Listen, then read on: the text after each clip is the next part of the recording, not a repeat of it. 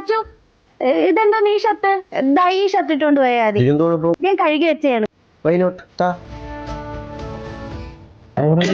എന്റെ 500 അത് 500 നോട്ടാണ്. ആടാ ഇന്നലെ ഞാൻ ചേച്ചിയുടെ വീട്ടിലല്ലായിരുന്നാ. ചേച്ചി രാവിലെ പുതിയ ഷർട്ട് എടുത്ത് തന്നപ്പോഴേ എനിക്ക് തോന്നി. എല്ലാ ആഴ്ചയിലും 2 ദിവസം ഇവിടെ നിൽക്കുന്നത് തന്നെ എനിക്ക് വലിയ ഇഷ്ടമുള്ള കാര്യമല്ല. തിന്നാനും കുടിക്കാനും കൊടുക്കുക, അതൊന്നും കുഴപ്പമില്ല. എവിടെ വെച്ച് കണ്ടാലും അളിയാന്ന് വിളിക്കുന്നത് എനിക്ക് എത്ര കംഫർട്ടല്ല. പിന്നെ എന്റെ പോക്കറ്റിൽ നിന്ന് 500 അവന്റെ പോക്കറ്റിൽ എടുത്ത് വെച്ചതിനാണ്. അവൻ ആഴ്ച ഒന്ന് തിന്നണം പോരാ. പൈസ ഉണ്ടാക്കണൊക്കെ ഒരുപാട് കഷ്ടപ്പാടുണ്ട്. ഞാൻ ഇപ്പോഴൊരു കാര്യം ഓർക്കാം. എവിടെ ഉച്ചയ്ക്ക് എവിടെ പോകണമെന്ന് അവൻ പറഞ്ഞായിരുന്നു.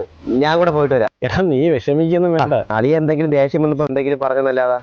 പക്ഷെ പ്രശ്നം അതല്ല, അവൾ ഇനി ഇത് വലിയ സീനാക്കും. ഇത്രയ്ക്ക് സീനാക്കാൻ വേണ്ടിട്ട് സഹോദര സ്നേഹം. പിന്നെ ഇഷ്ടമില്ലാണ്ട് പ്രസവിച്ചെന്റെ 2 കൈ വെച്ചെന്നിട്ടാണ് അമ്മ എന്ന് പോയത്. അന്ന് മുതൽ ഇന്ന് വരെ അവന് ഞാനും എനിക്ക് അവനും ഉള്ളു.